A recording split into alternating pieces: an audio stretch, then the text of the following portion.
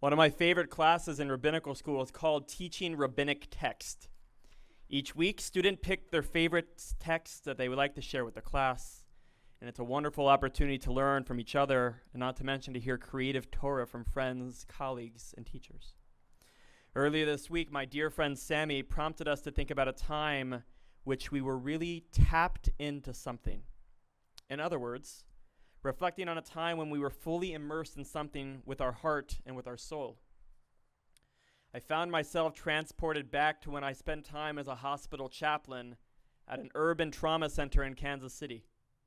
Very early on in my pastoral care education, my chaplaincy supervisor said to me in his booming voice, "David, sometimes you just have to shut up and listen.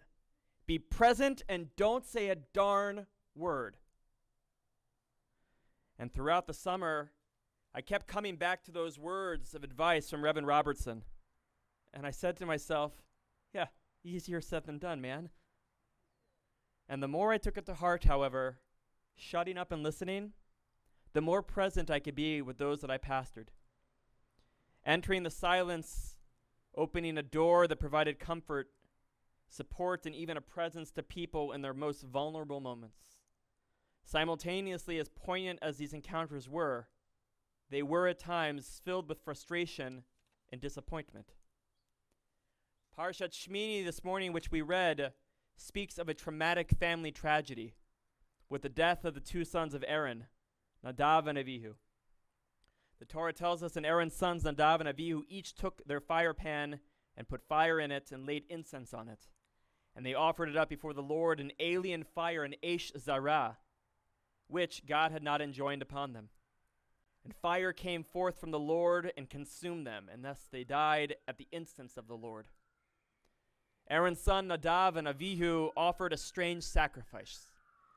Consequently, the end results were completely devastating. And having displeased and even angered God, Nadav and Avihu were lethally punished. The overwhelming moment is filled with chaos, disorientation, emotional heartache, and silence. The following verse reads, Vayomer Moshe el Aaron, hu asher diber Adonai lemor, bikravai ekadesh ve'al penei kol ha'am echabed, vayidom Aharon. And then Moses said to Aaron, this is what the Lord meant when God said, through those near to me I show myself holy, and gain glory before all of the people. And Aaron was silent. Moses, upon witnessing the death of his nephews, proceeds to tell Aaron that God killed his sons so that God could consecrate the new holy space of the tabernacle. Clearly, Moses was not focusing on the situation that was so sensitive to what Aaron needed. In moments such as these, the silence of Aaron perhaps showed Moses exactly what he needed: space, reflection, quiet. How do we listen or watch for those around us and what they need? What could Moses learn from the silence of his brother Aaron? In the story of Job, calamity struck Job at different moments. In one particular instance, following several unfortunate events, the friends of Job gathered to be with him. And in this moment where Job needs comfort the most, he gets it. Job's friends come to comfort him for 7 days and for 7 nights, perhaps drawing on the biblical version of a modern-day Shiva practice. His friends didn't speak to him until he was ready to speak to them. Perhaps Moses needed to know and to recognize the silence of Aaron. It wasn't an invitation to speak, but rather to recognize in the moment that he could throw his arms around Aaron and show more comfort than words. Or in the words of my Reverend Robertson, sometimes you just have to shut up and listen. Be present and don't say a darn word. Moses seems to have put his brother through enough pain after his sons have died, but yet a few verses later, Moses continues to say to Aaron that the sons of Aaron were doing the wrong thing, and that Aaron, following his period of silence, eventually says to his brother, Vayidaber Aaron el Moshe, Hen hayom hikrivu et chatatam ve'et olatam lifnei Adonai, vatikrena oti ka'ele, va'achalti chatat hayom heitiv be'enei Adonai. See this day that they brought their sin offering and their burnt offering before God. And such things have befallen me. Had I eaten the sin offering today, would God have approved of this? They're doing the best that they can, Moses. They brought their sin and their burnt offerings before God. And then Aaron goes for the gut, and he tells his brother that such things have befallen him. In other words, Aaron speaks after a spell of silence, and he musters up all of his strength and courage to tell his brothers that he is in agony, he is in pain. He is suffering over the loss of his sons. And it is at that moment that the Torah sees it necessary to tell us, Vayishma Moshe, Vayitav Be'inav. And Moses heard, and he approved. Perhaps the message to Moses should be that it doesn't matter what he thinks.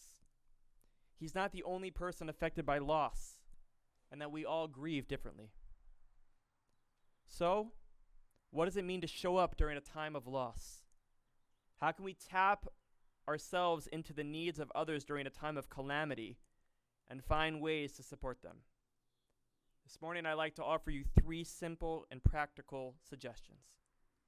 First, accept that things are out of your control. The way of the world doesn't always allow for us to be in control of a situation, no matter how much we would like it to be.